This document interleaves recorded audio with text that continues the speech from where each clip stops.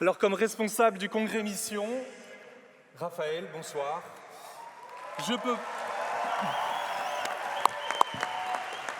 Je vous cache pas mon émotion ce soir de vous retrouver ici dans l'Accor Arena, dans cette salle extraordinaire pour ce 10e congrès Mission. C'est fou de vivre le congrès Mission dans cette enceinte impressionnante, après Katy Perry, avant Lady Gaga. C'est même étonnant. En face du ministère des Finances, ce soir, nous allons créer le ministère de l'Espérance. Amen. Alors, vous avez 15 ans, 20 ans, 50 ans, vous êtes des jeunes depuis très longtemps, vous venez de loin, vous venez de près, vous êtes sur KTO ce soir, vous êtes au bon endroit. Vous êtes exactement le bon nombre de personnes au bon endroit. Et on s'en réjouit. Alors, Avant d'aller plus loin dans cette soirée, j'aimerais que vous rappelez, l'année dernière, on a eu cette chance incroyable d'avoir 140 congrès missions dans 140 villes en simultané. Je ne sais pas si vous vous souvenez. Et puis pour démarrer ce congrès mission, je vous propose qu'on écoute un petit témoignage. Le témoignage, on va écouter même 4 témoignages ce soir pour commencer cette soirée et faire grandir en nous la foi. Et on va écouter le témoignage de Rudy. Rudy, il est sur une paroisse à Montrouge, où ils ont vécu un congrès mission l'année dernière. Je vous propose qu'on l'écoute. Bonjour, je m'appelle Rudy. Je suis paroissien de Montrouge, dans le diocèse de Nanterre. Je suis marié et père de famille. À l'automne 2024, nous avons organisé un congrès mission paroissial à partir des éléments proposés par l'équipe nationale. Nous avons bâti un programme appuyé sur les 4 objectifs: susciter un enthousiasme, donner des clés, se mettre en réseau et aller à la rencontre des non-croyants. Nous avions vu les choses en grand. 2 jours et demi d'événements avec un village pour les enfants, un pour les adultes, une évangélisation de rue, un apéro du monde, une procession de rue, 12 thèmes différents de formation, la louange et l'adoration. Bref, on avait vraiment le feu et on a mis le paquet. Nous avons préparé intensément pendant 3 mois, mobilisé environ 10 partenaires pour nous aider dans les formations notamment, et déployé beaucoup de débrouillardise pour rester dans un budget très contraint.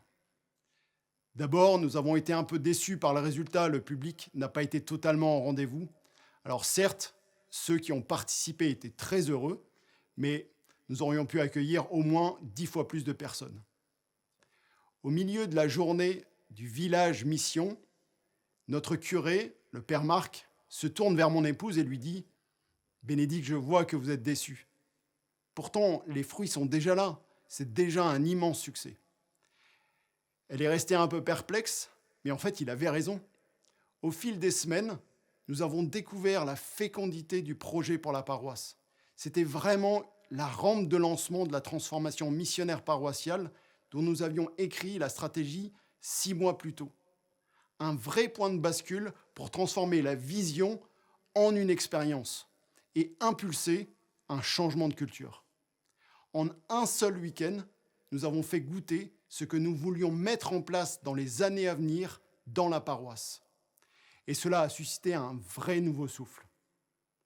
Voici quelques fruits observés par cercle concentrique. D'abord, dans notre couple, une complicité nouvelle. Avec notre curé, une amitié profonde. Des relations fortes au sein de l'équipe qui s'est mobilisée pour la préparation.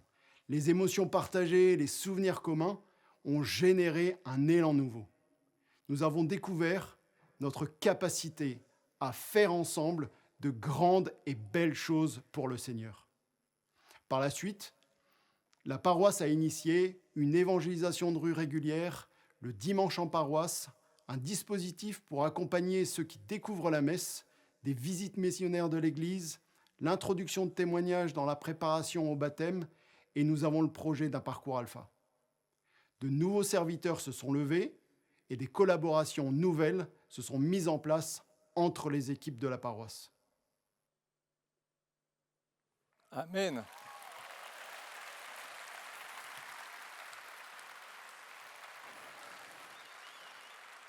Alors j'aimerais, pour démarrer cette soirée, revenir sur le thème qu'on avait choisi, qu'on a reçu pour ce congrès mission. Jésus est le chemin, la vérité et la vie. L'affiche représentait ce chemin qui dessinait Jésus, ce chemin sur lequel toute l'humanité monte, parce que nous suivons le chemin qui est Jésus. Et toute la création, c'est pour ça qu'on retrouve des éléments de la création tout au long de ce congrès mission, c'est parce que toute la création suit ce chemin de salut en Jésus. Jésus est le chemin, la vérité et la vie. Jésus est le chemin. Cette folie d'amour. Mais il accepte que parfois on prenne des chemins de traverse. Et il nous aime quand même. Ce n'est pas parce qu'on marche de travers qu'on est loin du chemin. Ce n'est pas parce qu'on ne marche pas droit qu'il ne veut pas nous prendre par la main. Et nous prendre par la main en fonction de nos âmes qui sont uniques, qui sont si particulières chacune, pour nous conduire au Père. Alors au Congrès Mission, on aime l'idée de se serrer les coudes. On est tous un peu boiteux et on va essayer ensemble de se mettre sur ce chemin qu'est le Christ. Retrouver comment avancer avec Dieu. Comment annoncer le chemin de Dieu.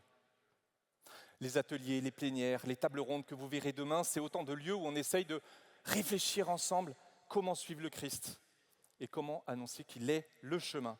Alors, laissez-vous inspirer pendant tout ce congrès mission, pendant toute la journée demain, mais même pendant toute cette soirée, pour essayer de trouver ensemble comment le Christ est le chemin. Jésus est la vérité. Mais si Dieu est la vérité lui-même, alors on n'a jamais fini de la comprendre. C'est une quête. Il est bon de rappeler que la recherche de la recherche de la vérité, c'est une quête qu'on poursuivra toute notre vie. Elle peut se mener que dans un dialogue, même parfois en désaccord. Et ce désaccord entre nous, ce désaccord dans cette quête de la vérité, s'il est apaisé, alors il sera fécond. Nos querelles, nos combats, pour savoir qui a raison, qui a tort, nos certitudes de détenir la vérité parfois, elles sont parfois un peu vaines, elles sont vaniteuses, elles sont le propre de notre état limité. Alors pour tenter de nous rapprocher de la vérité, pour tenter de chercher ensemble, ici à l'Accord Arena, on va louer Dieu. On va célébrer l'Eucharistie, on va contempler Dieu, lui qui est la vérité incarnée. Alors ici à l'Accord Arena, je pense qu'on recevra un enthousiasme nouveau de Dieu. C'est une promesse. Parce que quand on se met en quête, en chemin ensemble, dans la paix, on ne peut que recevoir de Dieu cette joie immense qui ne peut venir que de lui. Jésus est la vérité. Le progrès technologique, les lois qu'on voit apparaître aujourd'hui normalisent l'idée que nous sommes maîtres de la vie. Maîtres de la vie. Mais si le Christ est la vie, est-ce qu'on est maître du Christ ? Comme chrétien, comment fermer les yeux sur cette culture de mort qui se répand, la pornographie, à portée des enfants, qui démolit leur capacité d'aimer, ou récemment même l'algorithme d'un réseau social qui a été accusé de promouvoir le suicide. La solitude, cette épidémie invisible qui conduit à la mort sociale, à la mort humaine, à la mort spirituelle. Et au cœur de toutes ces morts, Jésus nous dit qu'il est lui-même la vie. Pour passer du choix de la mort au choix de la vie, une seule ressource, l'amour. Prenons soin les uns des autres. C'est le trésor de toute vie, c'est le trésor de la vie chrétienne. C'est la vocation première des chrétiens. Prendre soin les uns des autres. C'est l'âme du Congrès Mission. Nous allons nous rencontrer, nous allons nouer des amitiés nouvelles, nous allons partager ensemble autour de la parole de Dieu, nous allons passer du temps à la buvette, il y a plein de bars dans la galerie, ou au village demain. Mais j'irai plus loin. Nous sommes unis dans cette diversité qui parfois grince un peu. Et le Christ nous a dit, aimez vos ennemis, aimez ceux qui vous dérangent, aimez ceux qui vous grattent. Est-ce qu'on ne choisit pas souvent le prochain qui nous arrange ? Alors ce week-end, prenons la décision de prendre soin de ceux qui ne nous attirent pas, ceux qu'on n'a pas forcément envie d'aimer. Est-ce que, comme le Christ, en fait, qui répand son amour depuis son cœur transpercé, qui a choisi de donner sa vie pour ceux qui ne l'aimaient pas, quelle joie que le film de Sacré-Cœur, c'est le succès du cœur de Jésus.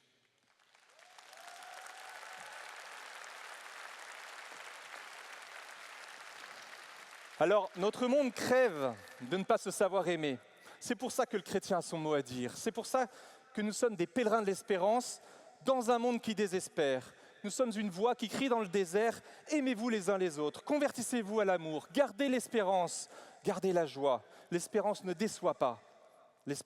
L'amour de Dieu a été répandu dans nos cœurs par l'Esprit Saint qui nous a été donné. C'est la promesse que nous fait le Seigneur. Voilà notre foi, voilà notre joie, voilà notre mission. Alors venez prendre des forces ce week-end. Venez vous laisser renouveler dans la foi, dans l'audace. Sentez-vous libre de chanter, ça tombe bien, on a de la place. Levez les mains, dansez, bougez, restez en silence, mettez-vous à genoux, debout, faites ce que vous voulez. Que chacun se tienne à sa façon devant Dieu, s'il vous plaît. Certains se moqueront peut-être. Ils diront qu'on aurait pu être plus nombreux, il y a de la place, mais on va en profiter. Ils vous regarderont, ils diront, ils sont fous là, ceux qui dansent. Ils sont pleins de vin doux. Tant mieux, c'est la Pentecôte. Moi, je finirai en vous donnant une petite note plus personnelle. Vous l'avez peut-être remarqué, je suis ému ce soir. C'est après 10 années fantastiques, comme responsable du Congrès Mission, c'est la dernière fois que je suis responsable du Congrès Mission. Je passe la main.